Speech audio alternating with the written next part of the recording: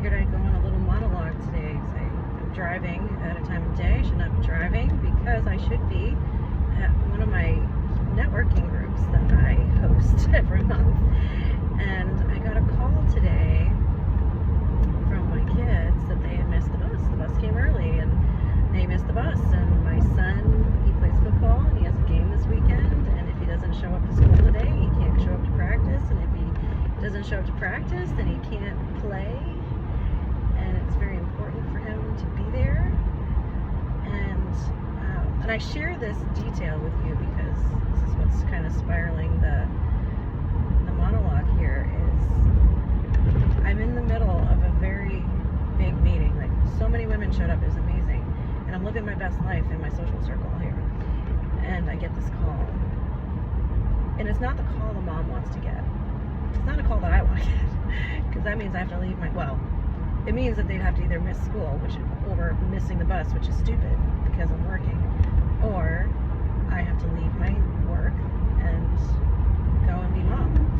And one of the things in my business that I've struggled with the most is this, the duplicity, and not of the negative variety, of I am a mom first and I'm a business owner second.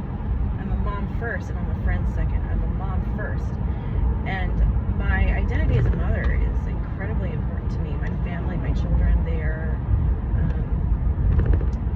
my world. The only reason I work is for them. It's been the biggest challenge for me is to feel so split in my values in that way, because I also really love supporting other people. So the work that I do with Bowen work and embodiment coaching, I love it because I get to support people who need the support that I can give because of the things that I've gone through, so I know how to navigate that balance.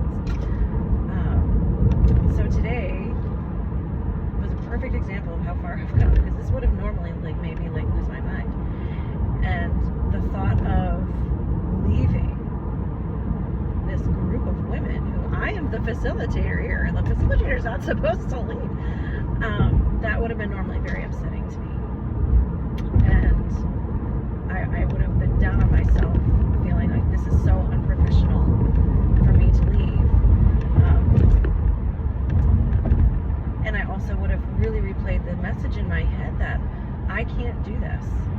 I can't be a business owner because I'm a mother and my mothering comes first.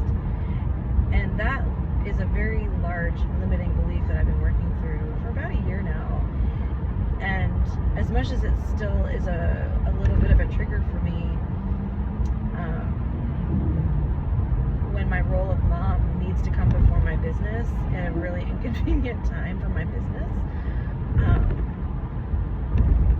it doesn't need to control my life. And one of the things that we were talking about, one of the fun questions I asked the group to consider when sharing about what they do for work, and this is a group of incredible women of all kinds of businesses, and I'm so sad to have missed it. But I am headed back there now to hopefully catch the tail end. But one of the question I asked is, what is one thing about your business or the way that you work?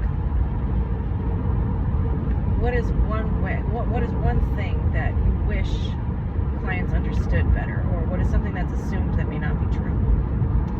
And for me, it's about depth.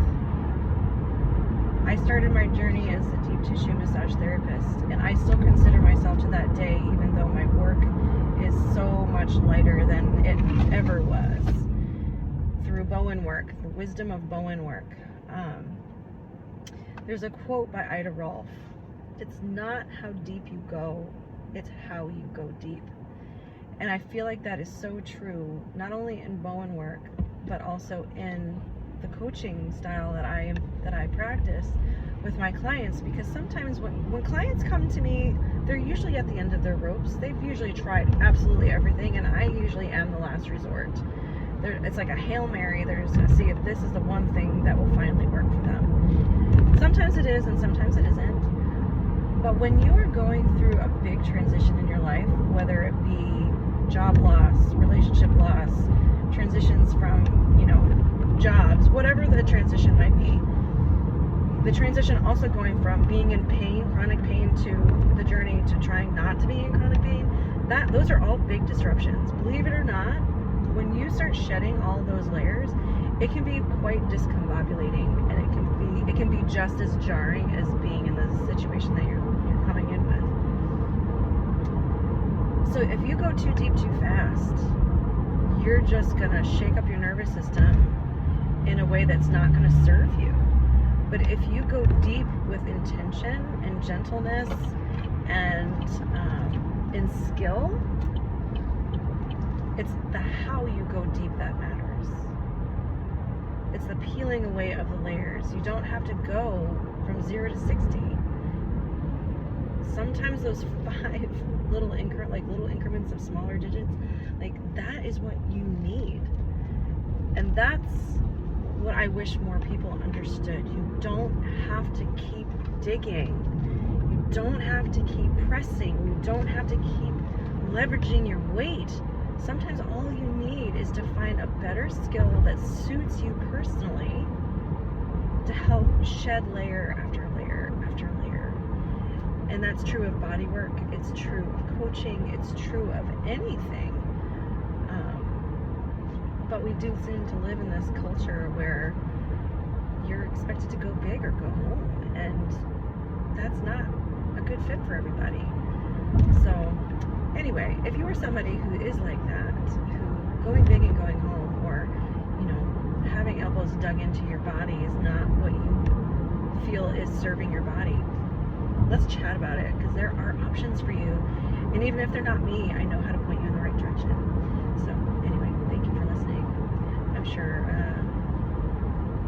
anyway, it'll be interesting to hear what you see, or see what you hear in all of this. So if you have any